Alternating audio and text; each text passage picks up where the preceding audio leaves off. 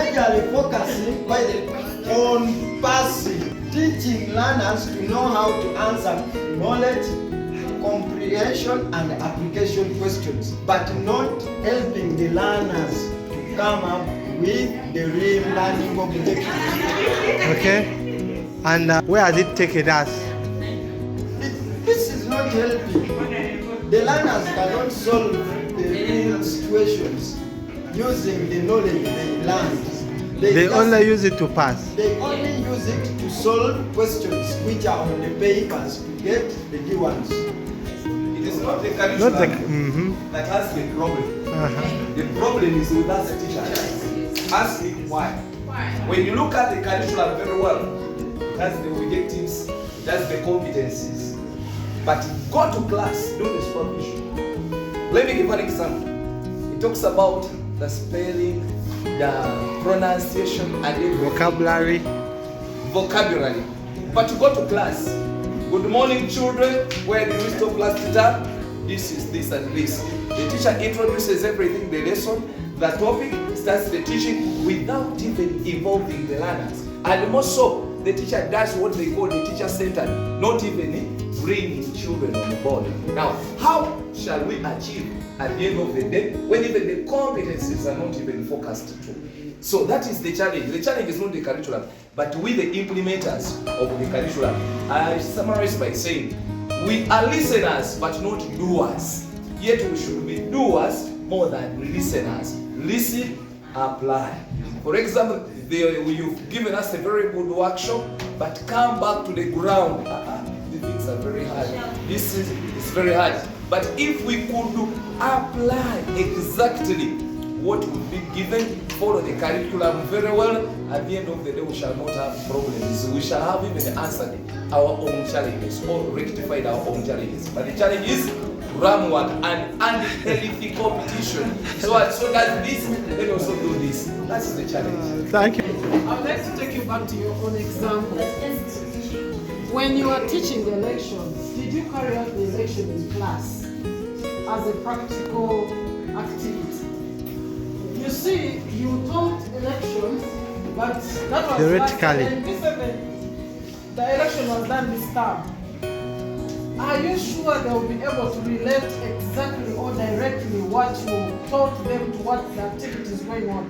I feel like if you introduce the activity, broaden children's mind to understand the concept of election, then anything else should have fallen in place. Because I feel like this thing still works, we just need to understand how it works. Even in international schools, right now I do have nieces who are in those schools. They were talking, they were sharing with the friends, with mine who are in our curriculum. Now, this child is in about P2, she was doing her RFE research. P2, she was doing her RFE research. So she comes to us like, you people, do you know there are more religions? There is no, for me I thought, and my kids were telling me, were sharing that. First you know there's traditional religion, there's what? There's Islam and Christianity. But major in their mind, practically it looks like the other religions are inexistent. So don't give in time to listen to what they are being asked. And then at times, people have that fear that if I don't answer, they will laugh at me. And at the end of the day, they end up airing out or saying or giving what they wouldn't have said. So I believe that even the poor listening skills can attribute to that. Then secondly, when you look at the education system that we have, it concentrates more on just production of the answers or the mention and give things, but not giving it time to a child or training them to reason, to take time to think. That's why even when teachers are teaching in class, you find the questions they are giving, mention this, who is the president of this, mention the capital city of this, but not paraphrasing or bringing a variety of the teaching versions of the questions that may give time to a child to think. For example, when you look at the thing of comprehension, it gives you time to think. If you can maybe perhaps build that, and even the application, because when you look at the application, there are some questions where you can't just answer, you have to go about them by applying certain rules. And by doing so, at the end of the day, you might have developed some thinking capacity, and then you produce what exactly is required of you. I would like us to open up our minds and realize that learning is both formal and informal. Okay? And most of the times where there's learning, all these things in a way come to play. So you're asking yourself, why does this person who did not go to school? Because for you teachers tend to think wherever there's learning, it is only when you come to class. There's the informal learning. Why do you think there's an uneducated engineer? I would like to use that. In a garage, there's somebody who never stepped into the engineering class, but he can mechanic your car to the maximum. And yet you go to power, automotive and power engineers, they're not even in the garages. Because somehow, some of these things didn't work. And it took, for me sometimes I want to praise the informal education. Because it may not give you the ABCD of passing exams, but it will give you the real experience.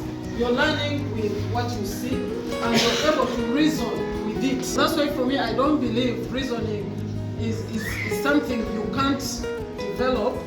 But now, I think for us who are in classes, we are the ones who need to develop our reasoning, because that is the setup we are in. And the others who are in informal education, they're the ones who have the natural problem. But generally, I think everybody has the natural reasoning.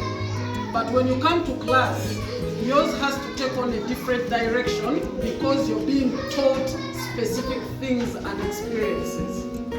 And that's why there's a very big difference. I'm still now on the formal part, before touching the informal part. There's a very big difference between being educated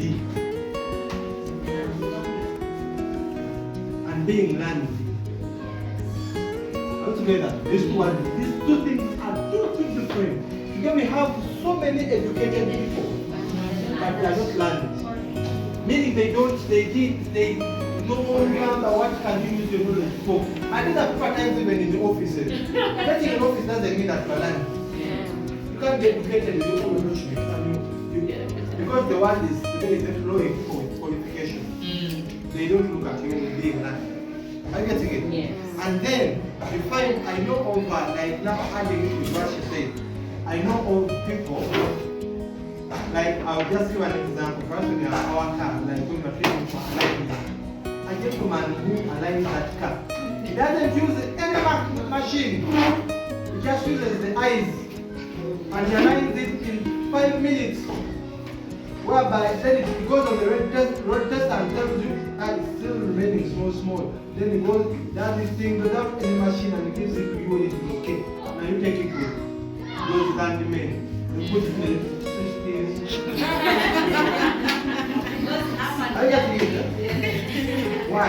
Which is not bad. We are not discrediting their services. But it simply means that this person took time to learn something practically. When the other took time to learn something on the board or on the system and it's not practical. Are you getting it? So, reasoning, people together, I would say this, our education, not only for Uganda, but our education in Africa is suppressing reasoning. Are we together?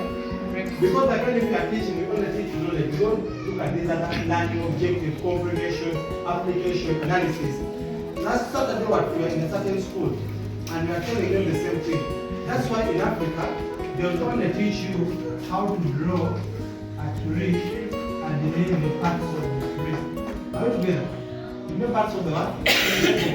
But yet other people are not even drawing the tree. For them, they are learning types of trees that can give them medicine, types of trees that they use to make perfume, types of trees that they use to get anything that they want. Are you getting it?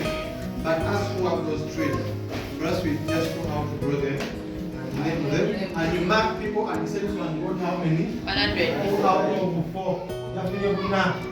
Division 1, they appear in the newspaper. How is it? So Education, which majorly focuses on knowledge. Yeah? Okay.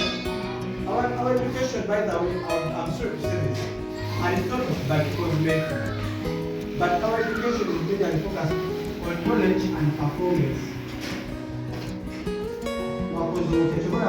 They might have this word.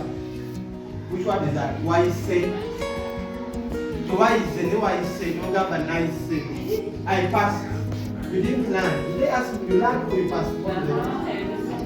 What? Why say? Why say? I believe all of us here we did P7. They say a person who did P7, a person who did P7, it's like a movie that you have ever watched. When they bring it in after 1 year or 2 years, you can recall. True or false? But now let them bring a paper that you did last year. Just last year. Are we together? So we are not blaming any person. But there are certain things that we have to put in place if at least we have to promote reasoning.